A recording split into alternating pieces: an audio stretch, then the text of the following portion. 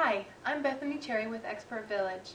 When the cakes are finished, you always want to make sure that you take them out of the pans right away while they're still hot, or they'll stick to the pan. And if you look at the cake on the side, it started to separate. That's a good sign also to show that they're done. Now that the cake is done, we're going to take them out of the pan. I'm going to run the knife along the side of the pan to separate the cake from the pan so it'll come out easy. I'm going to get a plate, put it upside down on the cake pan, and just flip it upside down.